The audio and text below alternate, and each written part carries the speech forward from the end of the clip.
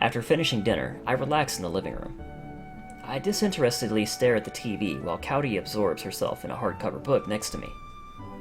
It may look a bit odd to others, but it's a common scene for our two-person family to sit together and enjoy ourselves like this. Ah, that's right. I need to tell her about the play. I remember getting scolded about it during lunch. I want to avoid going through that again tomorrow. Say, Kyouto.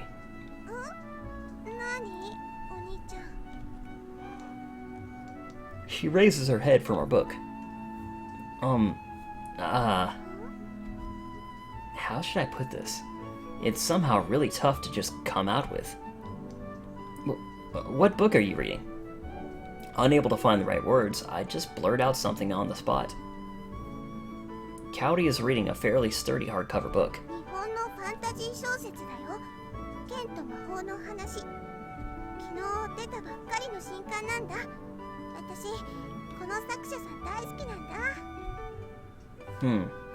So Kyouto buys books based on knowing something about the author. I usually just leave it up to my intuition. Kyouto is always liked that kind of book. She doesn't seem to show any interest in the spy novels I myself like. What's the story about?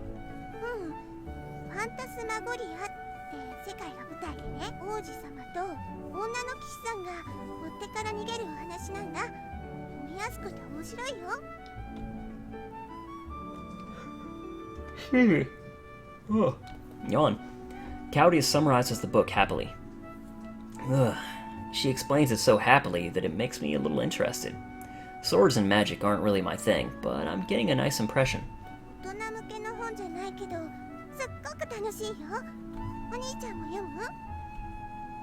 She shows me the book. The letters are really are big and easy to read, but even so, there are lots of pages. Yeah, eventually. My usual reply.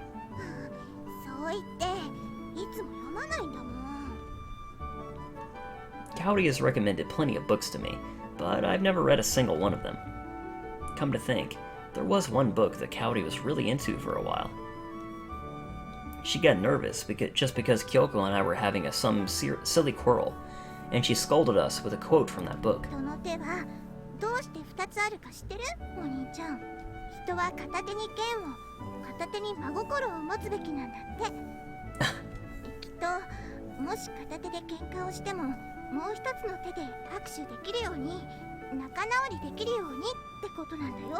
Right.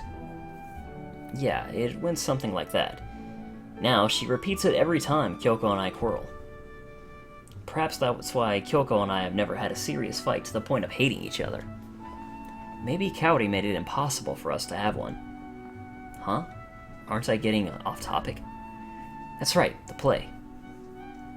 Kyouto, have you ever been in a play? I suddenly change the subject and question her, taking her by surprise.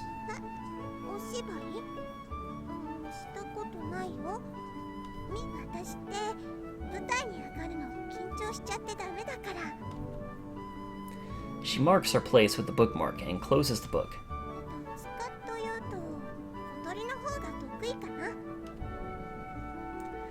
Yeah, Kotori would probably be good at that. Her personality is the opposite of shy. She seems like she'd have plenty of nerve to go up on stage.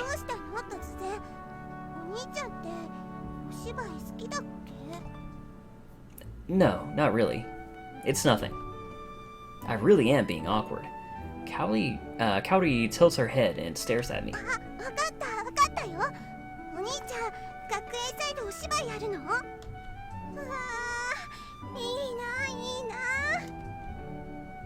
She's sharp. Well, maybe it was obvious.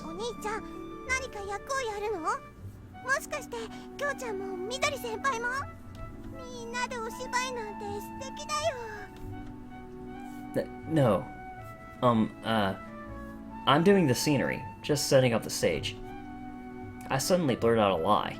Hearing that, Kyouto seems disappointed.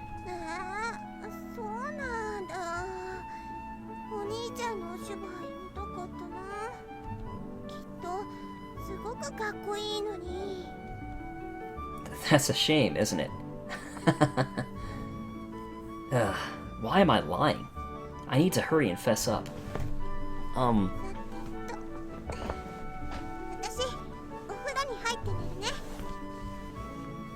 She sets down her book and stands up. Kyouto.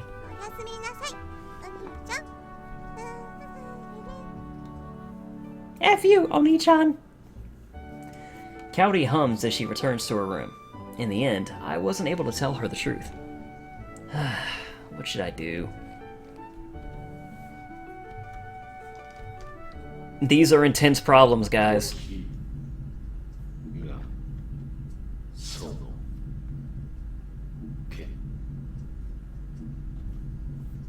This again. This voice. It's the voice that's always been tormenting me. I don't know its purpose. I don't know for how long I've been hearing it.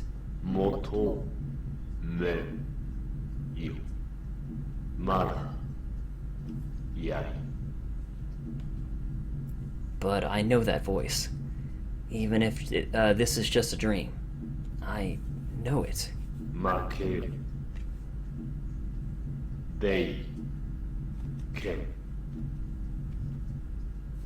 Damn it. It won't stop. When I wake up, my futon will probably be soaked in sweat. I usually wake up around this point. But today is different. Something appears in front of my eyes. What? A sword emerges from the darkness. It glows with a strange light. My mind is thrown into disarray by that glow.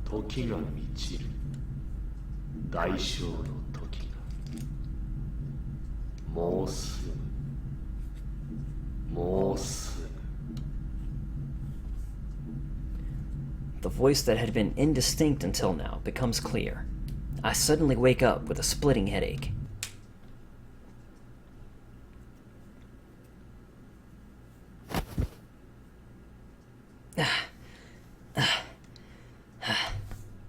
Ow!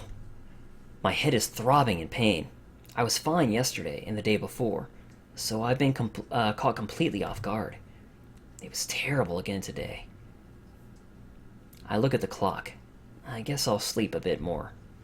I drink some water and lie back in my bed, hoping that I won't see another weird dream.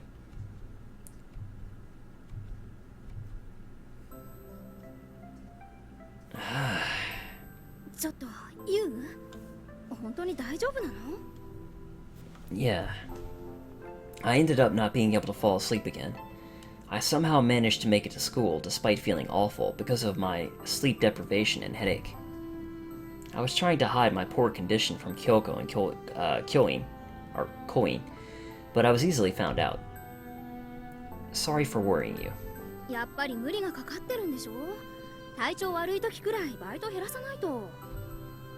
You're right. Kyouko tells me to cut back on work, but Koin doesn't say anything. He's probably taking my feelings into account. I don't know whether he's mature or if he's just trying to act cool, but Koin can be considerate of others. I really can't seem to follow his example. There's such a discrepancy between our personalities that it's hard to believe we're the same age. But if I can't become more like Koin, I might not be able to protect Kyouto.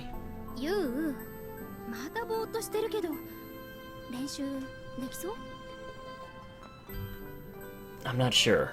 I'm calmer than I was when I woke up. I catch sight of an unpleasant face. It seems my arriving early at school was a mistake. As Shun walks past the classroom, he looks at me and deliberately clicks his tongue. The one who should be clicking his tongue is me. Shun stops in front of us. It seems he has no intention of just passing us by.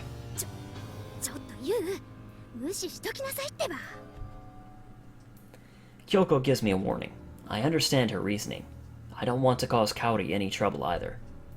But perhaps because of that dream and the splitting headache, I can't control myself. I want to erase this guy from my field of vision. That violent thought is the only thing that crosses my mind. What? The blood rises to my head. My body moves on its own, without reasoning. I step up to him and grab him by the collar. If you have something you want to say, then say it. Yuuto. Finally, Koin takes notice too. He sounds slightly alarmed.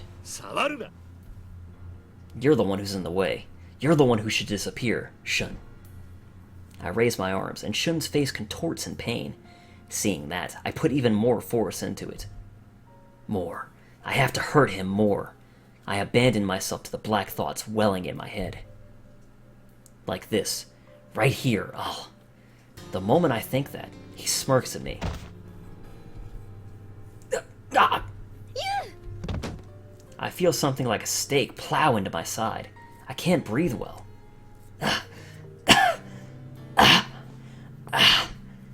I collapse on the floor. The dull pain inside me won't disappear. 何やってんだよ。だから触るなって言ったろ? Shun! 野蛮なことをするのは勝手だけど、かっこ悪いな、ユウト。He smirks as he looks down at me, rolling on the floor. It's irritating, but right now it's all I can do. It's taking all my effort just to breathe. ずいぶんえげつない真似をするじゃないか、秋月。Colleen steps forward to defend me. 仕方ないだろ。先に手を出してきたのはそっちなんだからな。だからといって、携帯握って腹殴るなんて感心しないな。下手すりゃ命に関わるぞ。よく見てたな。でも仕方なかったって言ってるだろ。正当防衛だよ。僕を妬む者も多いし、それなりの準備はしてる。簡単な格闘技の練習をしてみたり、多少の重りを仕込んでみるとかさ。Brag, brag, brag. You bastard! My breathing finally stabilizes a little. I suppress the trembling in my legs and somehow manage to stand. Shin looks surprised for a moment, but immediately returns to his mocking smirk. おや? 大丈夫か、ユウト。だいぶ顔色が悪いようだよ。I could say the same back to you. Your face looks frozen in fear. Kyouko grabs my sleeve, but I shake her away and clench my fists. I take a step forward to punch Shun in the face, but Koin grabs my arm. Let me go, Koin! やめろ、ユウト。No matter how much I try to pull away, I can't move an inch. He's holding me back with an incredible strength. 秋月もユウトもその辺にしておけ。学校で殺し合いでもしたいのか？そうだよ。あんたもユウも顔合わせるといっつもこうなんだから。It's a bit much. 相変わらず弱い奴らは群れる。He looks at Koin and Kyouko and returns to his usual bored face. He straightens his collar and turns his back as though he's lost interest. そうだ。僕の言いたいことを言ってやるよ、ユウト。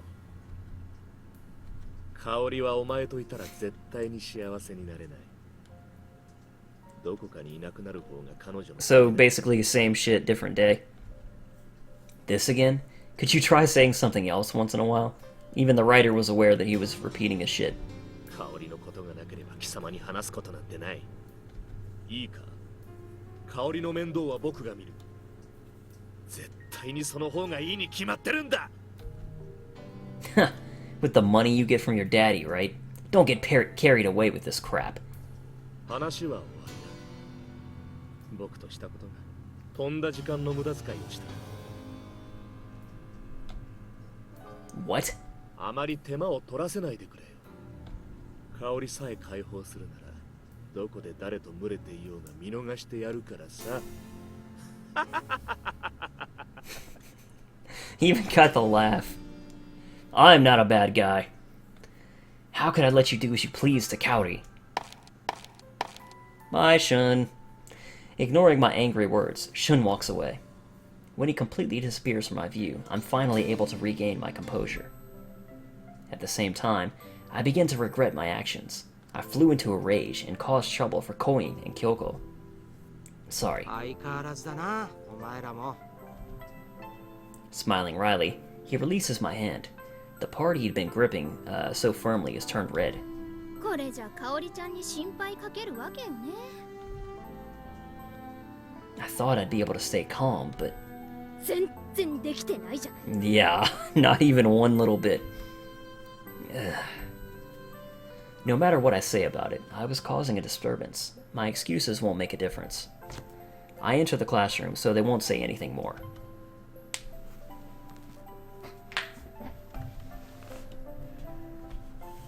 Dot dot dot dot dot dot dot dot dot. All the dots. だいたいユウが不器用なのよ。セリフカミカミじゃない。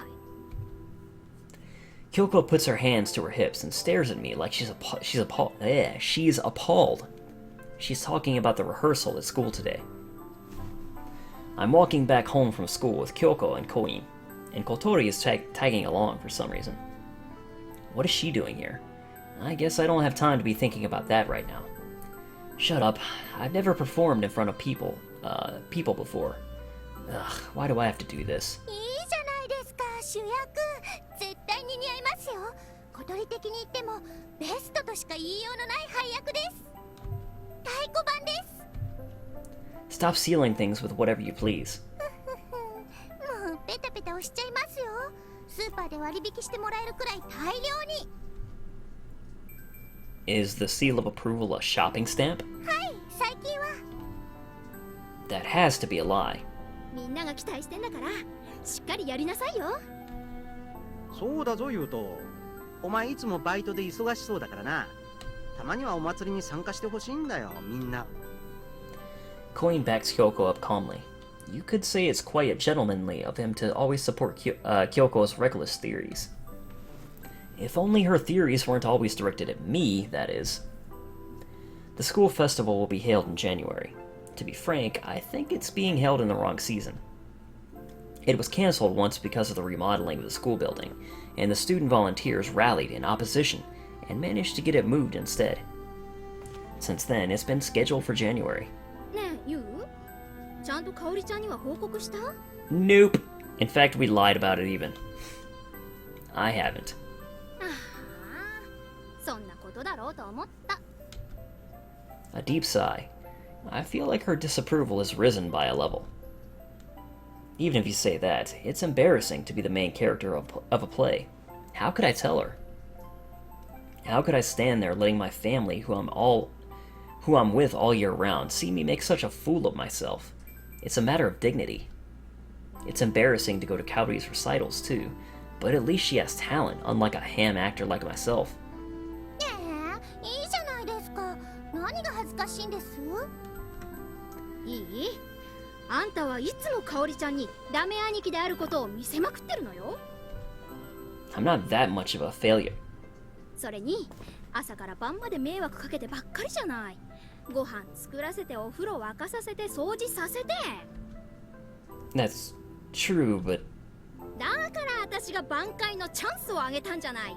バシッとズバーッと決めて男っぷりを見せたらどうよ。I feel like she's right. I really must be burdening Kaori. I can't believe I'm hearing sound advice coming from you, Kyouko. どういう意味よ。おい、京子、熱でもあるのか？ Koin puts his hand on Kyoko's forehead with a disbelieving face. このアホども！ Koin, even you set yourself up in line. She strikes twice with her fan, making a satisfying smack.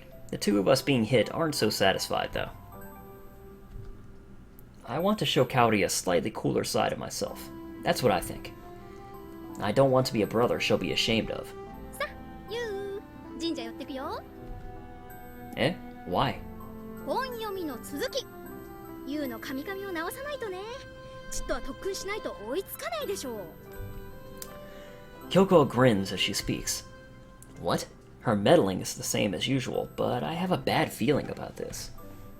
When she makes a grin like this, she's almost always thinking of something evil. それじゃ私は帰りますね。美咲先輩、ユウト先輩を情け容赦なく鍛えてあげてください。オッケー、任せてってば。じゃあユウト先輩、みどり先輩、美咲先輩、失礼します。お！バイバイ、小鳥。See ya. Now then, I guess we're off. I won't be able to escape this. All the dots, they continue again. Kamiki Shrine. Kyouko is grinning widely the entire way there. For some reason, Koin seems to be grinning too. I always want to call him Kyoin. It's like, no, it's Koin. What are they planning? Well, I guess Koin's face is always like this. Since I have the two of them with me today, I walk up the flight of steps instead of running like usual. And when I arrive, an unexpected sight meets my eyes. Eh? I recognize her voice and figure. It's definitely Cowdy. Why is Cowdy? Oh no, this was all their plot. They're going to expose the whole deal about the play right here. And to think I was so quick to believe that this would be a rehearsal. Cowdy runs towards us without sensing my deep regret.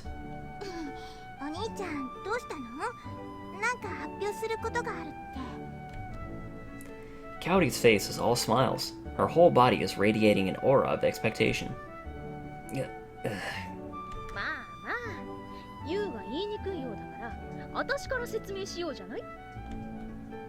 Hey, wait!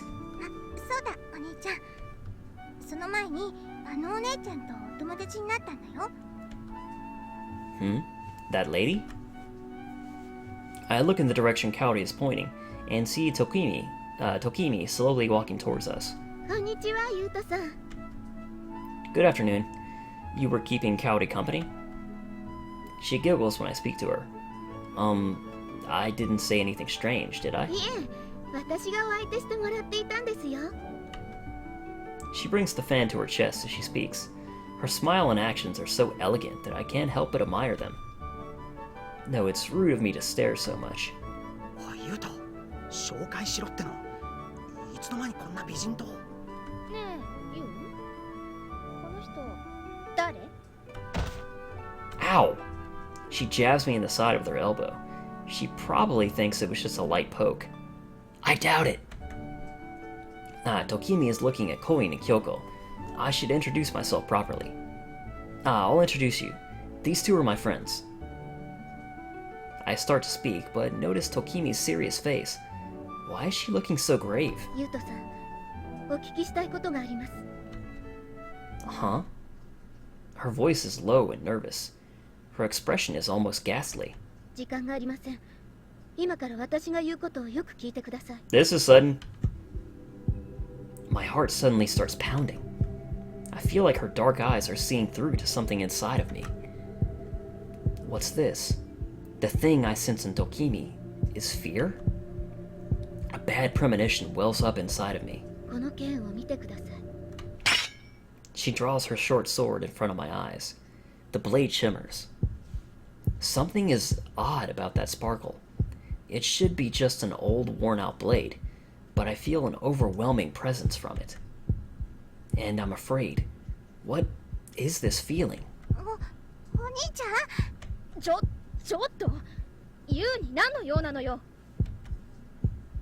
Kyouko and Cowdy seem to sense something, but their voices seem far, far away.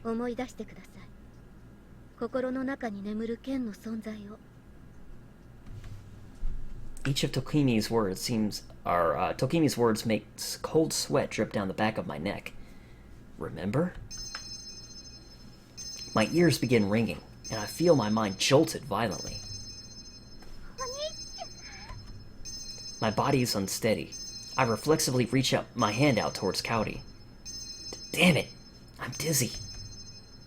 Not here! My last remaining sanity desperately sounds an alarm in my head. At this rate, something will break. I have that feeling. From inside my mind, something enormous is drawing nearer. 代償を果たす時が来た。我を持ち、我の求めに応えよ。 At last, the voice is clear.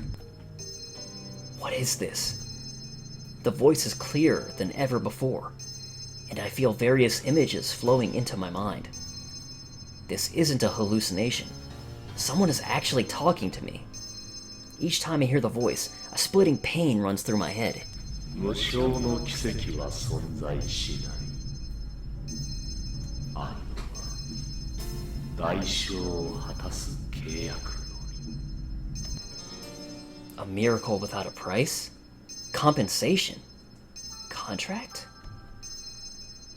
I don't understand. What is this about? ユウ、大丈夫？あんた、ユウに何したのよ？ Their voices are so far away. Are they really right next to me? お兄ちゃん、お兄ちゃん。 My body and my ears. All of my senses are dulled. おい、ユウト、しっかりしろ。おい。 I can't control my body. I can't even speak. I'm just getting tossed around by this unknown feeling. I can't stand it. If I just let the thing inside of me free, this will likely end. But I feel that something extremely bad will happen if I do. However, I can't hold it back any longer. ユウトさん、自分を信じてください。それがユウトさんの力となります。 Within the storm of noise, ringing through my head, Tokimi's voice alone is clear. 門が来ます。 Tokimi reverses her grip on the sword and slashes through the space in front of me. In that instant, the thing I've been suppressing inside of me bursts forth like a dam breaking, and they misspelled dam as in the curse dam instead of like a dam, a structure. Ah! My body is burning. Unimaginable power from within my heart is coursing through my body. I look up at the sky and scream. And then... 何？眩しい。何？この光。これは何の光だ？京子。 In front of me, a giant pillar of golden light rises. What is this? I stare at the sight in front of me and desperately try to suppress the headache and nausea. The light breaks through the clouds, piercing the heavens. Everything is being enveloped by that golden light. I can't see anything anymore. Cowdy! Cowdy! I crawl on the ground, desperately searching for Cowdy. I want to find that small hand that's always reassured me. I feel like I'm being gently lifted up. The ground on which I had stood begins crumbling away. Cowdy! I have to... Cowdy! My desperately waving hand isn't able to grasp anything. I can't reach Cowdy? Cowdy! Where are you? Cowdy! The only thing I understand is that I'm screaming, and I'm thrown through the air. 自分を信じて。 A sad voice reaches my ears. As I hear it, my mind melts into the light.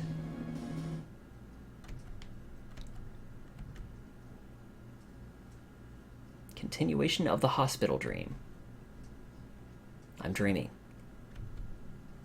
It's that dream again. I've broken down, crying in that gray hospital room. It's the continuation of my usual dream. No more. I don't want any more of the people around me to die. Please, anyone. At least Cowdy. At least save Cowdy. My prayer rings down the hallway. The lamp of the operating room is still, in front of me is still red. I can do nothing but clench my fists and pray as hard as I can. Hard enough, perhaps, to even reach God.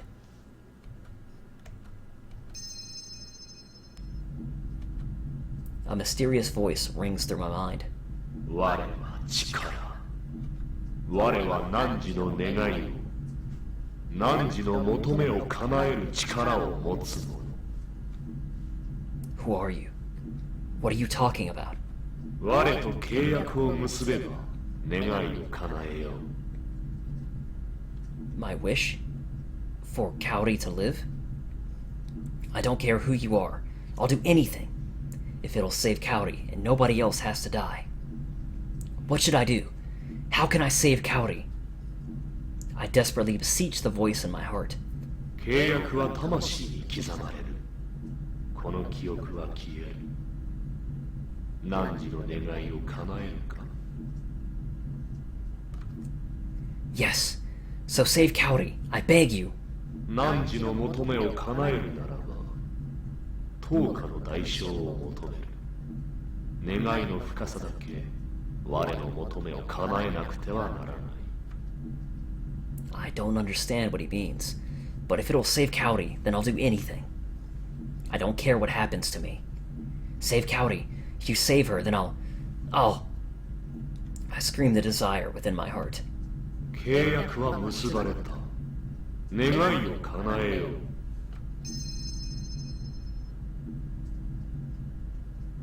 I feel a strong impact, as though my head has been pierced. 心せよ。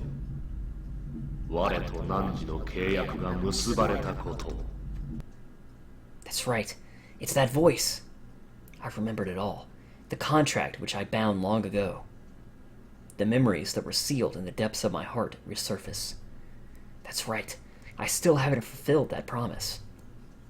As soon as I understand, I pass out. The light is swallowed by darkness.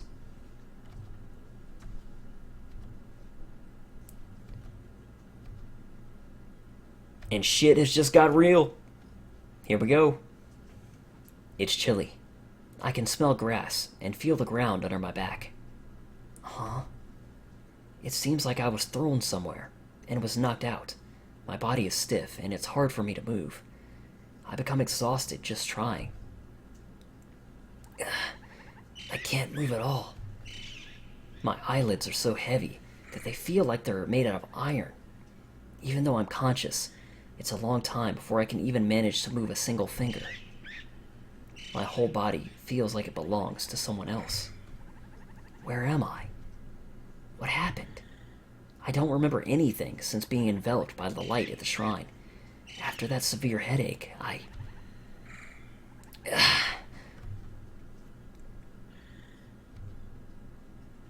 I muster the effort to wrench my eyes open. A dark forest is reflected in my thinly opened eyes. Behind the shrine? I have no idea how I even got here. I have no memory of it whatsoever. A gentle, warm wind is blowing. Huh? Isn't it winter right now? My senses gradually return to me. I begin to sense something wrong with the wind that's touching my skin. It's not cold. This isn't a winter wind. My right hand is gripping something, but I can't move my arm or even turn my head. I'm unable to confirm what the thing is. What is this? I feel a mysterious sensation, like heat flowing into my body from my right hand. Along with a slight pain, a strange sound rings in my head.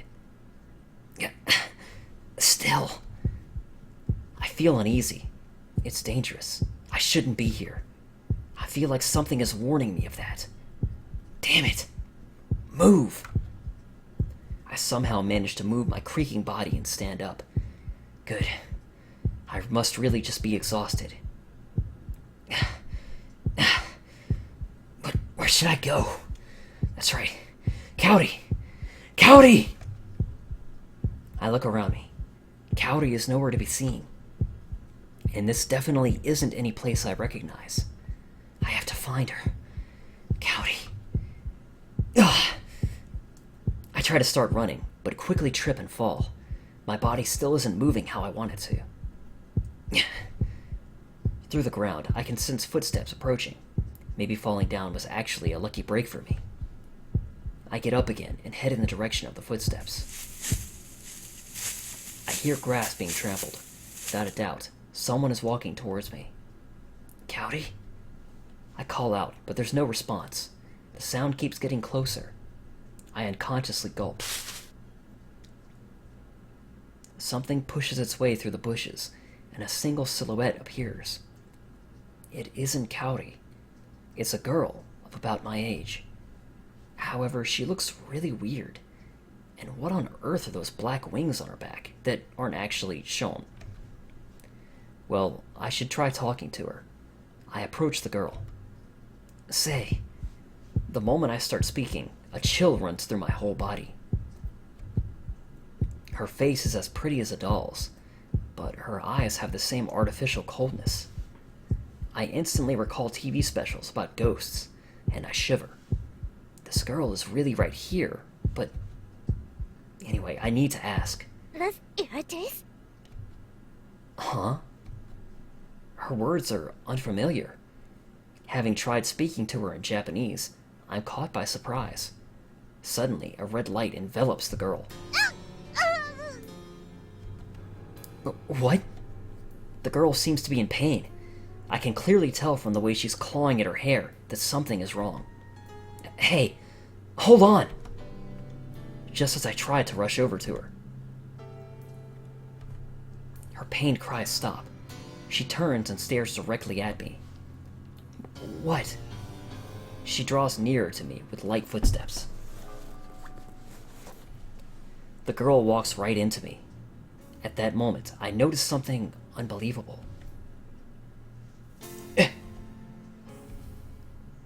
Something cold pierces my abdomen. The girl, she's holding a sword.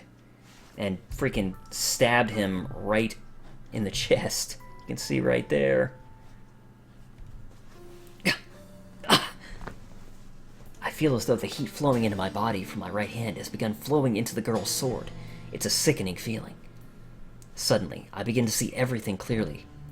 My strength is melting away. Could it be that I'm dying? It's like those random street killings you hear about on TV. I never thought something like that would happen to me.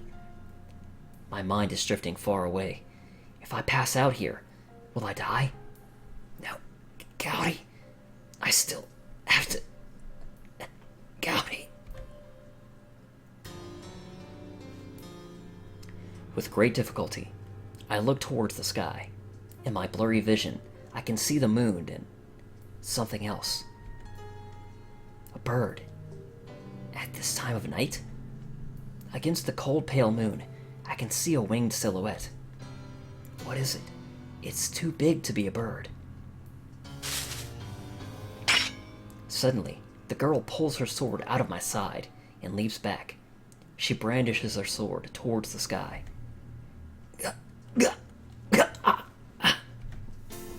Unable to hold back my nausea, I vomit. There's a lot of blood mixed in with the vomit.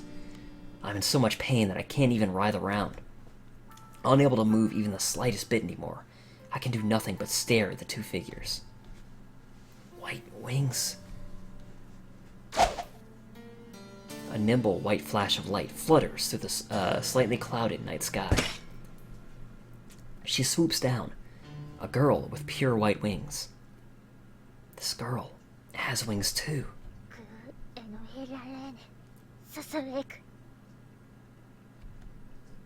It's that unfamiliar language again. She said something, but I have no idea what. Her long azure hair sways in the wind. The moonlight makes her pale skin look even whiter. Her hand holds a sword that looks far too big for her. Brandishing that sword should be throwing her off balance, but she holds it beautifully. Huh? Seeing the girl with the sword, the black-winged girl leaps behind me. But the speed and length of her jump are inhuman. I'm in more pain than I've ever experienced before, but I'm keeping myself conscious to watch the spectacle occurring in front of me.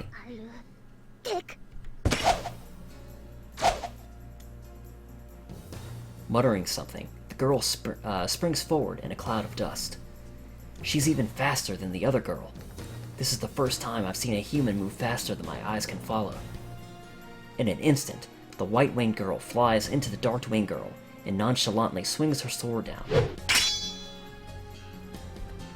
The black-winged girl just barely manages to parry the amazingly fast sword swing. The moment the black-winged girl shakes off the attack, the white-winged girl bursts into a bright light. She spreads her wings and takes flight. The black-winged girl spreads her own wings in response.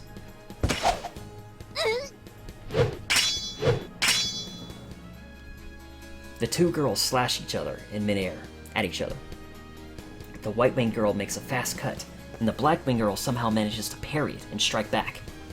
The strike is easily deflected by the white-winged girl in return, and she counterattacks.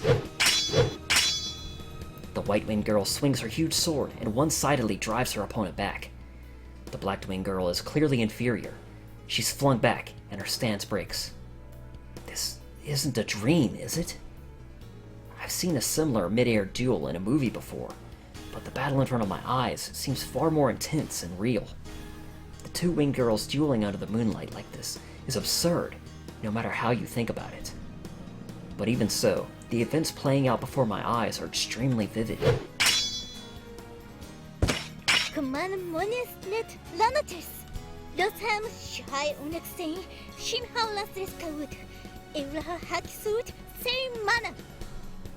The black-winged girl lands on the ground, brandishes her sword, and speaks words that sound almost like a song.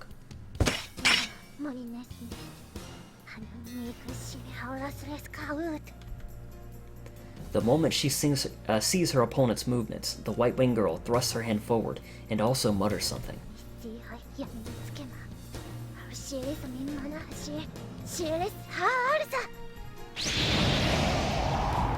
The instant she finishes murmuring, the temperature of the surrounding area falls. Huh? What the? It's getting... No, it's dropping too far. The chill is so strong that my head feels like it will split open. It's so intense that it feels closer to pain than cold. Amazingly, the black-winged girl instantly stops speaking, as though she's still frozen, or she is frozen. She quickly recovers from her frozen state, but her stance is completely broken. Without letting that opportunity pass, the white-winged girl flies towards her. The wings on her back glow strongly. She looks so beautiful as she swings her sword. I'm captivated by her. The black-winged girl tries to restore her stance and raise her sword, but she's too late. A white flash. The only thing that reaches my ears is the sound of something being cut.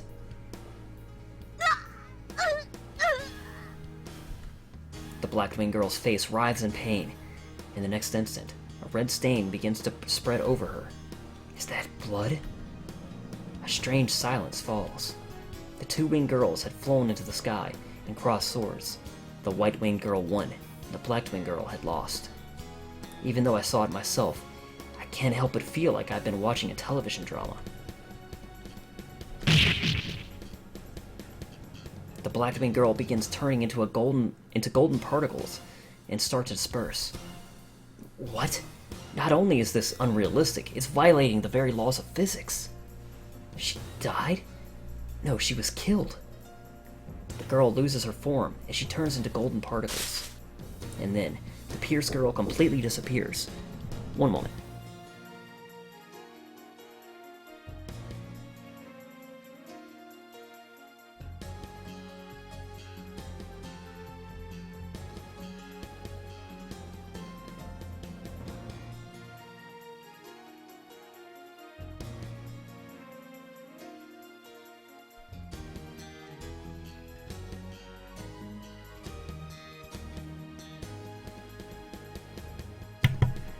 Alrighty, sorry about that. Sometimes interruptions are going to happen when you're streaming. You know how it is. Her sword, which had fallen to the ground, disappears at the same time. But I don't care about that. No, I'm going to be killed too. I feel awfully calm thinking about it. Will I die from blood loss? Or will I be killed by the girl in front of me? Basically, the black-winged girl was erased by the white-winged girl. The girl in front of me may well be a murderer, and she's still holding her sword. I'm already sweating profusely from the pain, but I now break out in a different kind of cold sweat. The girl casts her gaze at me. Running away is probably impossible. Frankly, I'm at my limit just staying conscious. My focus is already blurring. It's only natural. I've lost this much blood. The girl turns slowly towards me, and I see her take flight. She's definitely coming to finish me off. Will I turn into golden dust and disappear as well? My thoughts are vague, and I almost don't care what happens. My clouded head has already lost the ability to reason. But if this girl is trying to save me... No, that couldn't be. That'd be asking too much. My consciousness fades away. I've heard that time passes slowly right before you're about to die. Maybe that's happening to me now. I feel a presence right next to me. I muster my strength and open my eyes. The girl spreads her wings and floats down in front of me. Blue hair, blue eyes, and white wings. Lit by the moonlight, the girl has a strangely divine presence. Could she be an angel? But she was just fighting. Angels don't have swords, do they? The girl in front of my eyes seems more beautiful and pure than anything of this world. She really is like an angel, or a fairy. The girl wordlessly points her sword at my face. I don't really know why, but I somehow sense that she is not trying to kill me. In fact, I feel strangely secure.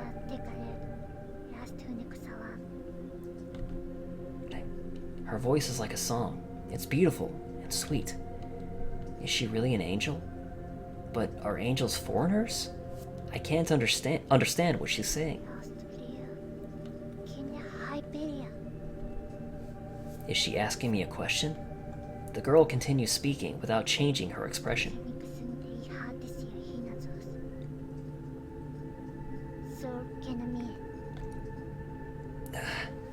Is this my limit? My consciousness is drifting away. Is this a pillar of light I'm seeing in the forest? Where am I? I feel a slight vibration from the metal object in my right hand. And finally, my consciousness fades away, as if being sucked into the girl's eyes.